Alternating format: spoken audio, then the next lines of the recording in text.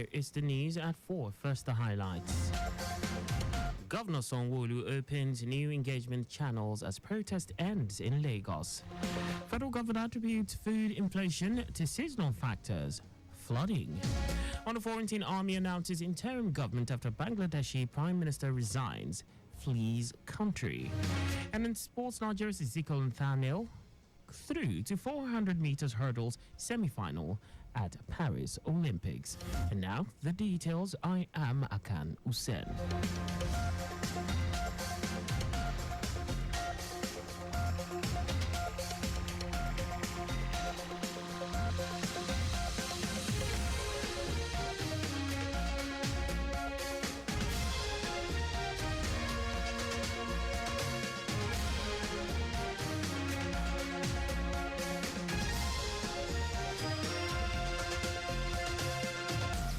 Lagos State government has expressed appreciation to the protesters in the state for their peaceful conduct and their announcement of an end to their actions following the broadcast by President Bola Tinubu.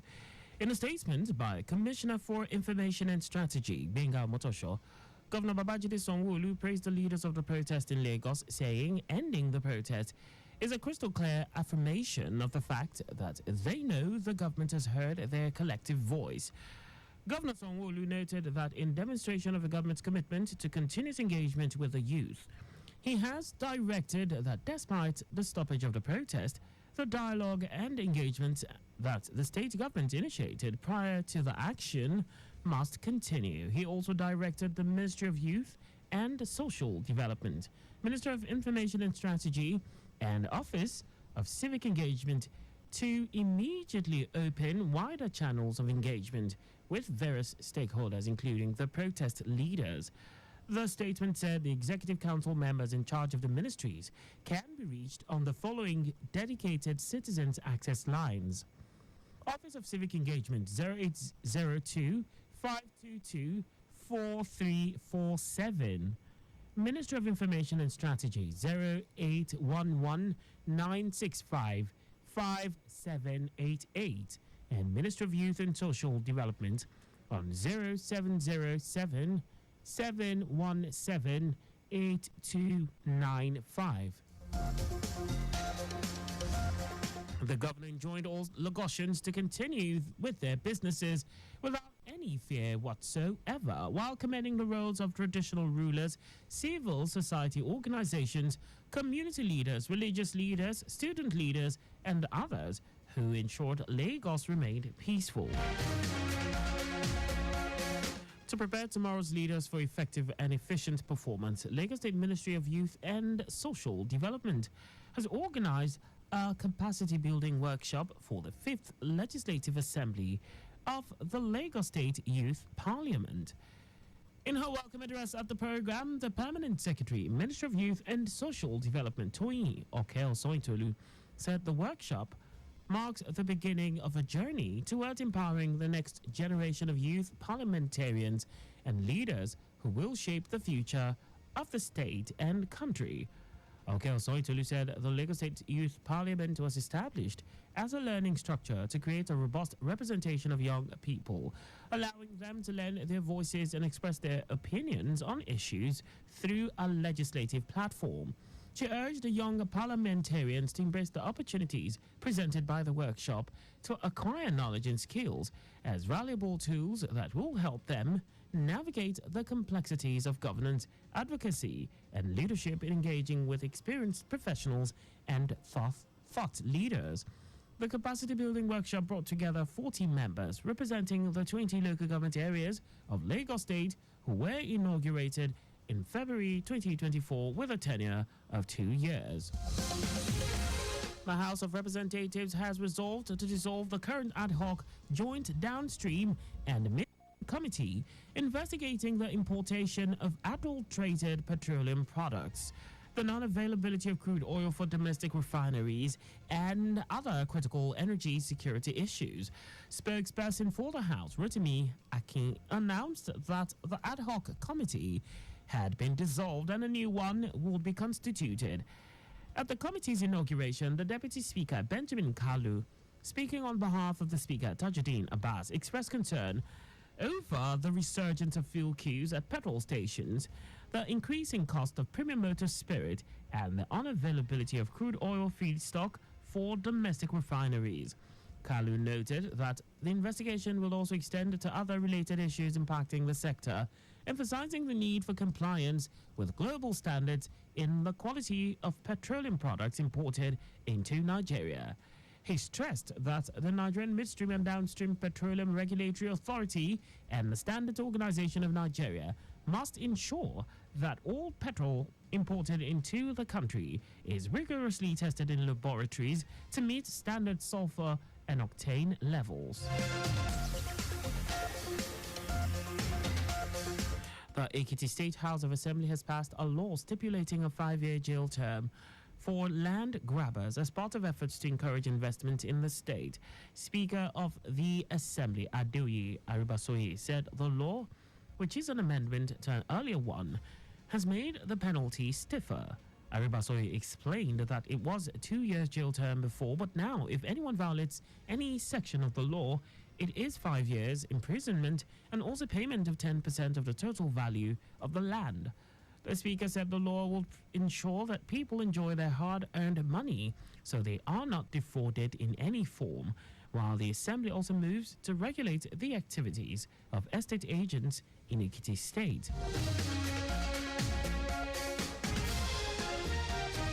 Now to the rest of the stories. The federal government has attributed the present food shortage and inflation in the country to seasonal reasons, reduced landmass, flooding, among others.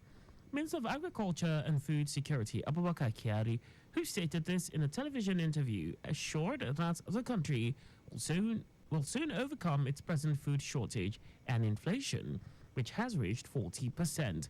Kyari, who explained that Bola Tinubu's government has measures in place to address the present food inflation and increase food production in the country, noted that the country is expecting a bumper harvest before year end.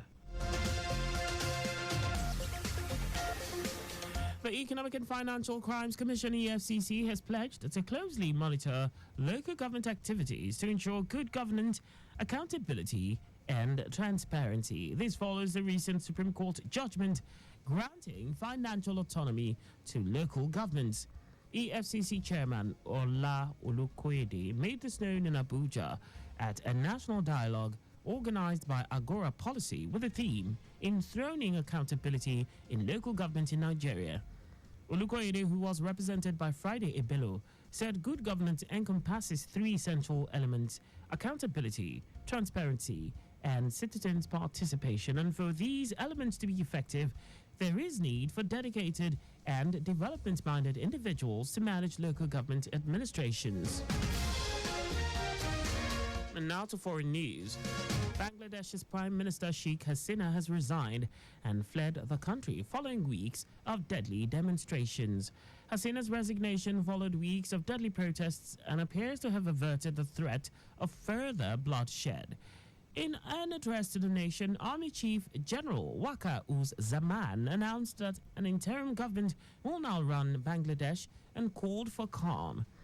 Hasina, who ruled the country for close to 2 decades, boarded a military helicopter as huge crowds ignored a national curfew to storm her palace in Dhaka. Her resignation came after 300 people died in weeks of protests that the authorities sought to crush. The student protest began in July with calls to abolish civil service job quotas, but spiraled into demands for Hasina to quit after over 2 decades in power. Now, sports team Nigeria's Ezekiel Nathaniel breezed into the semi-finals of the men's 400 meters hurdles this morning. Running in lane 3 of heat 4, Nathaniel came second in a time of 48.32 seconds to secure an automatic spot. It was the national record holder's 4th fastest time ever. Nathaniel is the first Nigerian athlete in 12 years to make the semi-finals of the 400 meters hurdles at the Olympics. The last Nigerian athlete to qualify for the semis of this event was Amechi Morton at London 2012. And that's all for the news at 4. Just before we go, slow down at road junctions, intersections, and pedestrian crossings. You can follow us and like all our various social media platforms. On X at Traffic Radio 961, Facebook Lagos Traffic Radio 96.1 FM, Instagram Lagos Traffic Radio 961. On YouTube, subscribe and watch us live on our channel, Traffic Radio 961. You can also visit our website on www.trafficradio961.ng.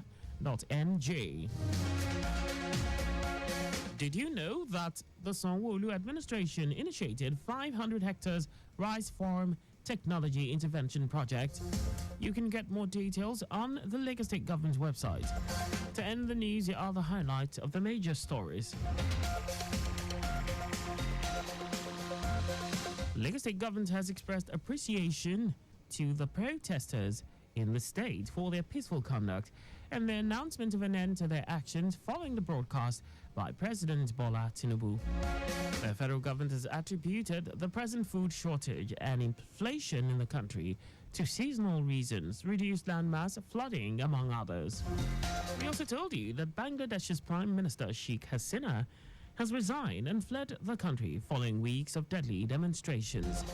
And in sports team, Nigeria's Ezekiel Nathaniel has breezed into the semi-finals of the men's 400 meters hurdles this morning. For contact with the newsroom, please send a message to info@trafficradio961.ng. And that ends the news broadcast compiled by Adewale Oluwaporoku. I am Akan Usen. Thanks for listening and please stay safe.